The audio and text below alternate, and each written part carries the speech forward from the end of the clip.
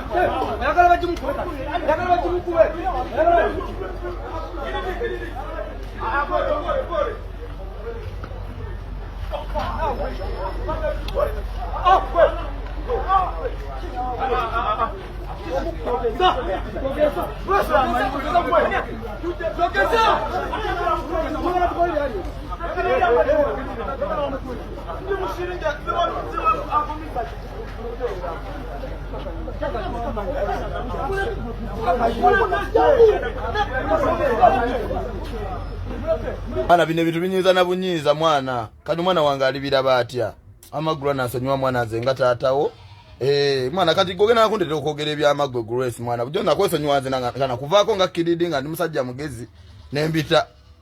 kati mwana kanjogera ebyama byonna kubanga kati kutumanyi mwana gwo muteka mbachali musiba bachali balala gomanje enzalwa omanje enva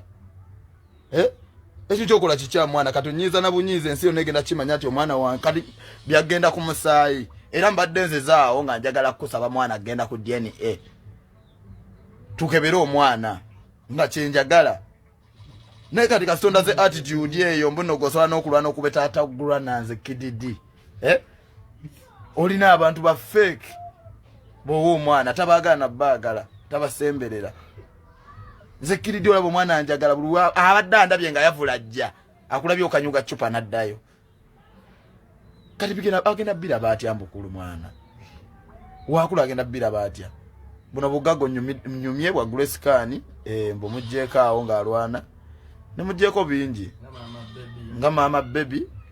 ngenda kujjako buli kimu n'omwana nyino mumukima ate nga ngenda mumunona n'okubanga ndi naye nga tomanyi kakati omanyi Uganda eno we yatuuse onoonya ne gwogamba nti ono ye mutuufu n'ono ye buki ekisooka Grace Kani mu kugezaako okulwana omwana afune taata we ye exposing omwana osobola omunenya oyinza okumwandastandinga kubanga byali ayitamu oyinza obutakola ki kubitegeera kakati waliwo ebintu bye twogera mu kusaagirira era bino sigala mu kuki mu kusaaga Kid Dee simanyi oba oyina abaana era oba oyina abaana oba obalabirira osobola obbanga obalina ne simanyi oba obalabirira naye nze I understand the spirit Kani mwe yalwanidde because ono ate jjoko yagisussa n'afuna nsebo ne ku budde obuyita ab'amawulire sebo abannyonnyole ku mwana tusobola okugamba omwana afaanana Kid Dee you know those are jokes we do oba ontegeera naye sebo tosobola kufunawo na ku budde sebo n'oyita ab'amawulire n'obannyonnyola mwana nga bw'ali owuwo kubanga okimanyi omwana siki si wuwo omwana wooli katosobola kuvaayo ate n'ogifuula sebo ensonga ey'amaanyi gy'osobola n'oyityako abantu ne bagyogerako so nze mu spirit eyo I understand Grace kyekyali ekikola ki kimulwanya n'ekimuyombya era nawe Kid Dee owulira mu bigambo byosobola nsobola okuzaalamu omwana kati later on kubiri bimala okubaawo when it got serious kati ate okomawo wefuula taata w'omwana because oyagala mawulire buli gyalamba buli ekizibu there is time ey'amawulire n'etali yamaki yamawulire mutandike okumanya gano amawulire gengendamu galina we gantwala bwe ndowooza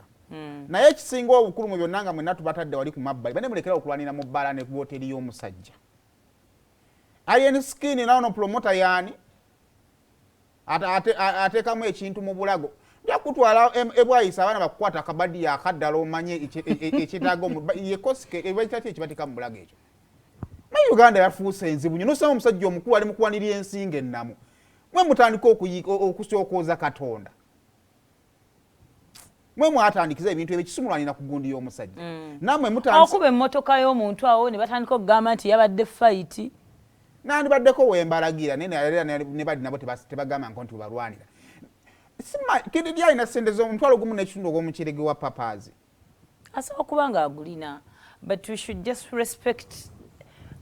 ekikulu bambi papa yawelcominga nnyo abayimbi awo ewantu naye kati bakitwala for granted basunsulamu engeri gye mwambalamu empale bagambe nti engeri gy'osibya empale engeri wansi w'akabina toyingira ate mugabe babasosola ate oyo promota wa gundi asiba empale wansi w'akabina naye omuntu soba yambala bulungi naye nga bwongo temuli mu porridge but he should just come out also he's a good person but he should just come out and make it clear kuba nina abantu bendabye abasajja bennalabye abannamawulire batwala nnyo kamera which is not bad which is abantu bakolerawo news interviews so tomanya kigenda kuvaamu ng'omusajja omukulu atunudde bw'ati naye ng'omutima gumuliko emmotoka yange I know zabadde busy hours I think omanyi ekigambo ky'emmotoka toyagala kwogera kubanga ojja kulabika nkuwakanya kati oba osimba bugere bw'oti nga kuluma mannyo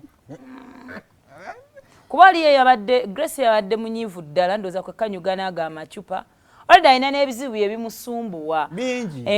omwana we mumugye mu katemba yes oyinza okugamba sifaamu tumumuteeka mu mawulire naye alina kye yali alwanako yes so wabanga jjoko yajja neeyitawo Kid Dee giveemu mumuleko omukazi oba oyagala abaana bo genda obazaale oba labirira boolina ekyo kiwedde tugende ku bato kuba tulina bato ey'okwogerako